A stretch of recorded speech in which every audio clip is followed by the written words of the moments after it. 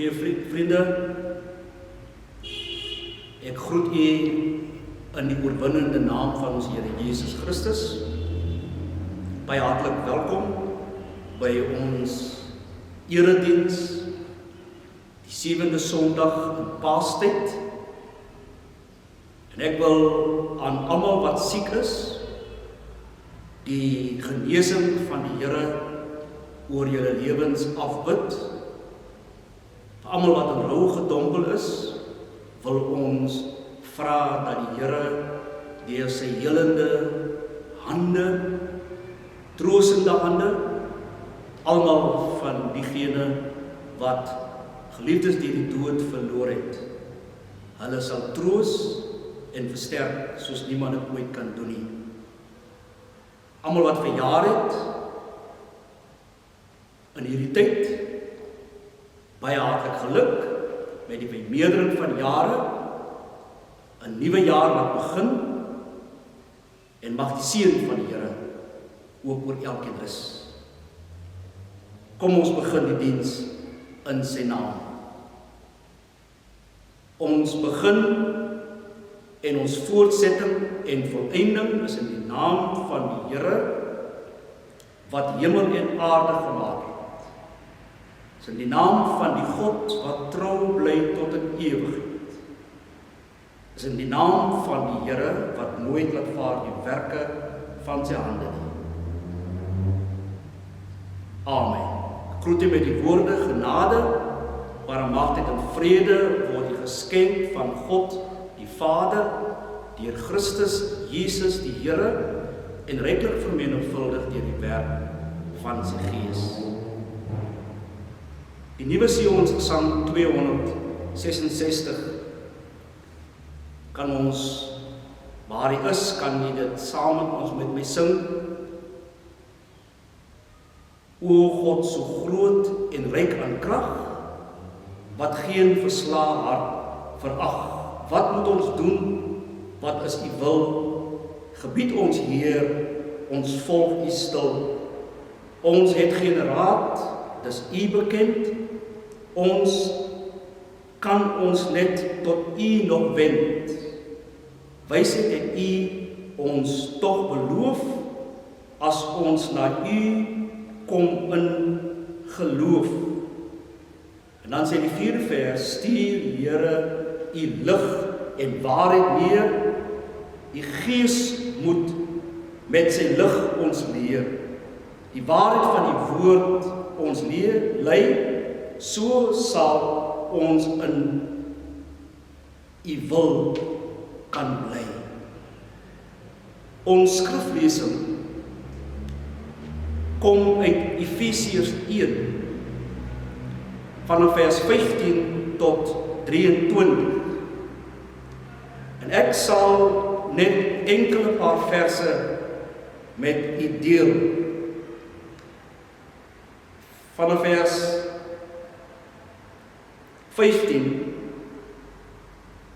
Daarom, van dat ek gehoor het van die geloof in die Here Jesus Christus, wat onder julle is, en die liefde tot alle heiliges, hou ek ook nie op om vir julle te dank, as ek aan julle in my gebede dink nie. Vers 18, vers 17 en 18, dat die God van ons Here Jesus Christus, die Vader van die heerlikheid aan julle, die Gees van wysheid en openbaring en kennis van hom mag gee. Verlig die oë van julle verstand, sodat julle kan weet wat die hoop van sy roeping en wat die rykdom van die heerlikheid van sy erfdeel onder die heiliges is. En wat die uitnemende grootheid van sy krag is vir ons wat glo, na die werking van sy sterkte. Dit is die woord van die hemel. Susters en broeders, liewe vriende, jong mense en kinders Hemelvaart het op 21 Mei 2020 ons opgeroep tot nadenke oor ons met ons aardse lewe en wat ons daarmee moet doen. Die Heidelbergse Katekismus het die vraag gevra, en nog 'n betekenisvolle vraag. Watter nut het die hemelvaart van Jesus Christus vir ons? En dit bewaar ons van die vrugtelose spekulasie oor hoe die hemelvaart plaasgevind het. En wat die aard van Jesus se liggaam na die hemelvaart is. Dit is 'n sake wat min te doen het met die gelowiges se lewe hier op aarde. Ons tema is soos volg: gelowiges wat by die hemelvaart agtergelaat word opgeroep om Jesus se taak op die aarde voor te sit. Mense wat met krag van die opstanding toegerus is ons tema by hierdie geleentheid. In die brief aan die gemeente van Efese word uitvoerig oor die kerk geskryf. En twee temas kom na vore. As Paulus oor die kerk in Efese praat, dan sê hy die kerk is God se eiendom. En tweedens, hoe moet die kerk in die wêreld as God se eiendom, as God se verteenwoordiger leef? Hy kom in die eerste deel van sy brief en gee 'n uiteensetting van die kern van die evangelie. En dan daarin verduidelik hy hoe ons God se eiendom geword het. Julle wat in geloof tot God gekom het. Julle is deur hom in Christus Jesus gered en sy eiendom gemaak.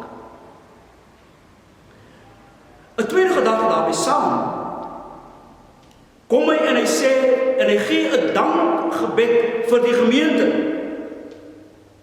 En ook 'n gebed dat hulle volle betekenis van hulle nuwe status in Christus Jesus sal verstaan.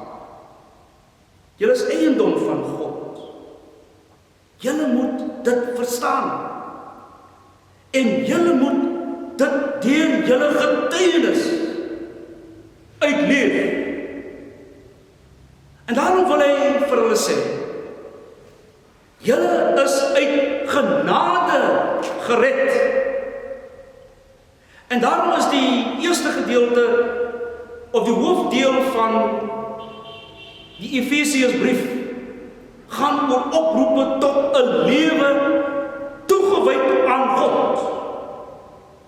En ook dat julle in 'n tweede deel die eenheid wat tussen God en die mens is, dat dit ook so gesmee sal word tussen julle as mense onder mekaar. En die oproep is, loof God.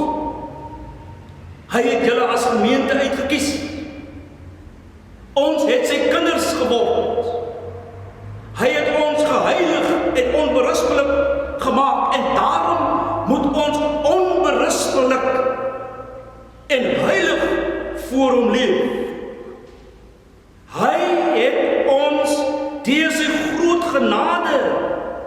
gered, sy plan in Christus Jesus geopenbaar, wat op Golgotha voltrek is, toe Jesus gesê het, dit is volbring, die prys is betaal. Maar hy waarborg ons ook, sê die Efesiërs brief, dat ons sy eiendomsvolk is, dat ons lewe in hom gewaarborg is, en dat hy sal doen wat hy in Christus Jesus vir ons beloof het. Johannes 3 vers 16. Want so lief het God die wêreld gehad, dat hy sy enige gebore seun gegee het, sodat elkeen wat in hom glo, nie verlore mag gaan nie, maar die ewige lewe kan hê. Die Efesiërsbrief sê die volgende. En dit is die gedeelte wat ons vanaf vers 15 tot 23 van Efesiërs 1 met mekaar saam gelees het. Na die oproep tot lof aan God, volg Paulus se gebed vir die gemeente. En liewe vriende, hy dank God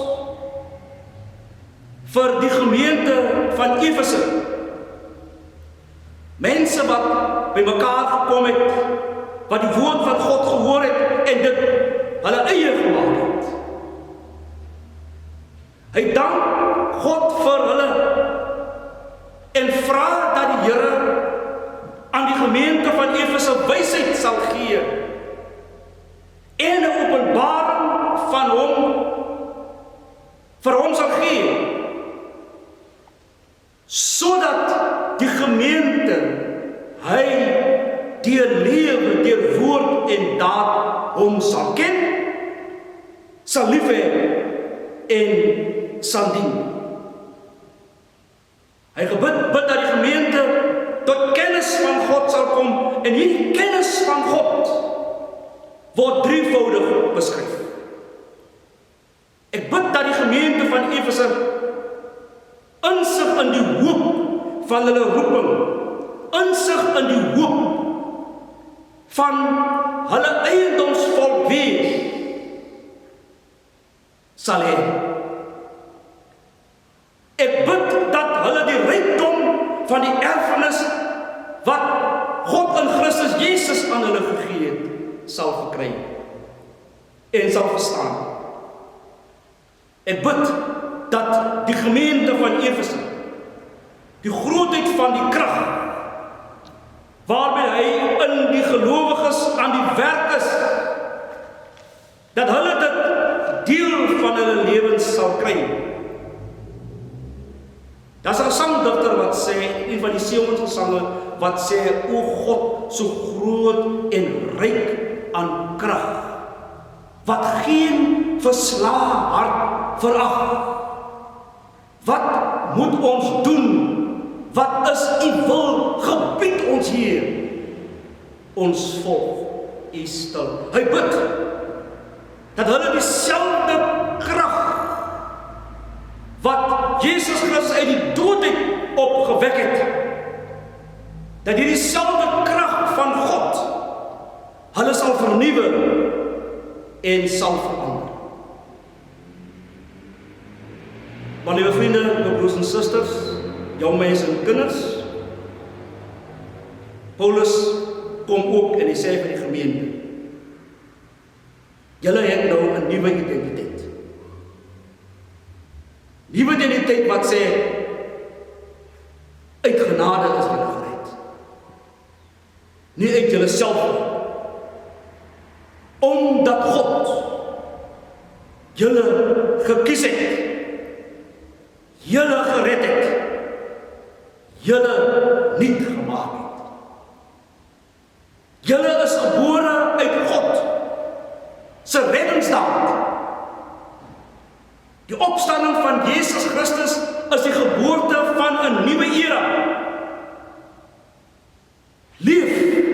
volgens hierdie nuwe era. Jesus is ook uit die dood opgewek. Te veel van ons sê, ek weet nie hoe ek bruikbaar vir die Here kan wees. Te veel van ons wil die werk op ander afskuif. Maar die woord van God wil ons sê, kyk en weet dat julle uit genade gered is. Doen wat die Here van julle verwag. Julle het 'n nuwe julle het 'n nuwe identiteit. Julle is, soos hy sê in Efesiërs 2, julle wat vroeër in die duister, in die donkerte was, het God in Christus Jesus tot die nuwe lig gebring. Paulus wil ook vir die gemeente sê, en ook vir ons, die nuwe mens, jou nuwe identiteit, vra van jou om ook met opregte verhouding met mekaar te leef. Dis duidelik dat hy hier wil kom sê, in ons taal sou sê, het die regte maniere teenoor mekaar. Skei weg, draai weg van die ou mens en word deur die nuwe mens wat deur die krag van sy opstanding in julle gewek is. Bou as die nuwe mens verhoudinge met ander. Die krag van die opstanding van die Here Jesus Christus maak dit vir ons moontlik. Dieselfde krag wil ook vandag verhoudings tussen gelowiges versterk. Tussen wit en swart, tussen volksgroepe, in gesinne, huwelike wat op die rand van verbrokkeling staan, weer heel maak en herstel. Mense wat uitsigloos kom word het en wat voel dat hulle nie weer kan aangaan nie as gevolg van een of ander verhouding wat skeef geloop het. Uit genade is julle gered. Julle is in 'n nuwe era, julle is 'n eiendomsvolk, julle is deur God nuut gemaak, julle is deur sy liefdesdaad in Christus Jesus opgewek, 'n nuwe gedaante gekry, sodat jou verhouding met jou mede vriend, broer, familielid ook reg moet wees. En dan kom hy by die volgende een en hy sê, dieselfde Gees wat Jesus Christus uit die dood het gewek het, gee ook vir julle die regte toerusting en rus julle toe om julle plek vol te staan in die lewe. Dat julle kan doen wat God vra. Dat julle die julle getuienis bruikbaar, diensbaar moet wees, die diensgesindheid van Jesus Christus in julle lewens sal ontvang. En daarom sê Handelinge 1 vers 8, julle sal krag ontvang wanneer die Heilige Gees oor julle kom. Julle sal my getuies wees in Jerusalem, in Judea en in die omstreke van die wêreld. En dit beteken dus, ons leef uit die krag van die opstanding as oorwinnaars saam met Jesus Christus. Alles daar, allerhande kragte, magte in hierdie wêreld, is ons gelowiges wat ons krag put uit die oorwinning van Jesus Christus oor alle magte. Elke gesag, elke krag, elke heerskappy waarvan daar sprake is. Ons leef uit die krag van die opstanding, ons moet daarvan getuig. Ons hoef nie die duiwel te vrees nie. Jesus het die magte van die bose magte oorwin. Hy is hier. Moenie in jou eie krag leef en werk. Leef en werk in die afhanklikheid van God en in die krag van sy Gees, sodat jy jou krag die verskil kan maak, jou getuienis die verskil kan maak. En daarom bid hy dat die gemeente verhelderde oë sal hê, 'n getuienislewe sal hê en sal doen wat God van hulle verlang. Ten slotte, dit is Christus wat regeer. Nie ons wat in sy naam en op ons manier wil voortbeweeg. Hy wil in ons regeer, sodat ons diensbaar en 'n getuie in die wêreld kan wees. Die hemelvaart is dus belangrik, want dit herinner ons om met nuwe oë na die werklikhede te kyk. Paulus se gebed vir die gelowiges is dat hulle verhelderde oë sal kry om die werklikhede te kan sien en te kan doen en leef soos wat God van ons vra. Liewe vriende, ons het 'n roeping in hierdie wêreld. Ons het dit ontvang van God. Ons moet dit na die hemelvaart uitleef, getuies wees, die moedeloses aanraak, die wat sê, maar die lewe het nie meer sin vir my nie.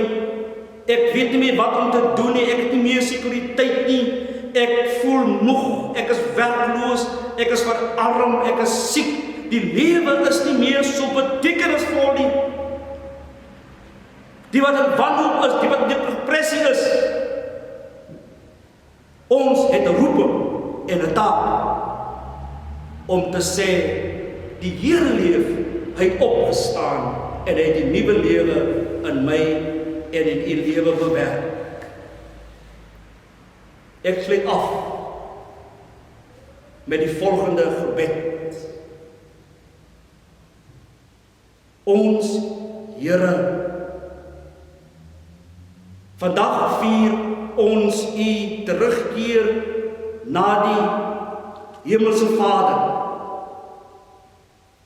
Dankie Here vir u liefde en u genade.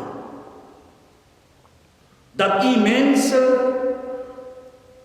ook gebruik en gestuur en wil stuur. Dat u self mens geword het. Dat u liefde aan ons kom wys het. Ons kom wys het hoe om te lewe. Ons kom leer het hoe om te gee vir mense. Dankie Here vir die getuienis van u hemelvaart.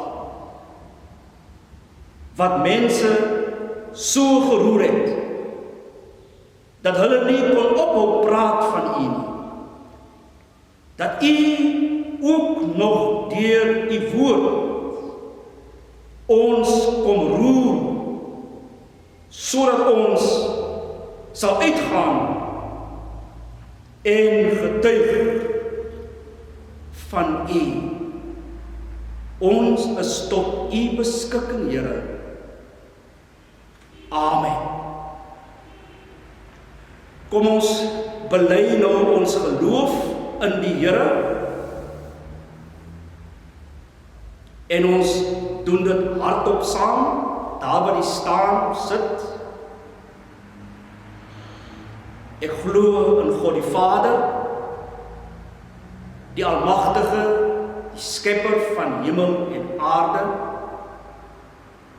en in Jesus Christus, sy enige gebore Seun, ons Here,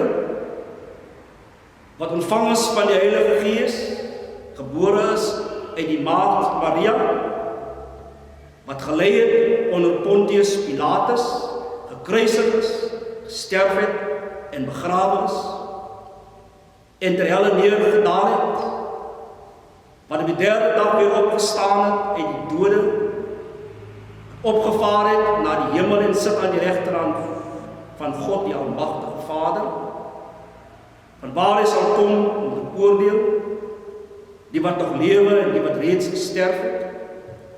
Ek glo in die Heilige Gees, ek glo aan die heilige algemene Christelike Kerk, die gemeenskap van die heiliges, die vergewing van sondes, die opstanding van die vlees en 'n ewige lewe.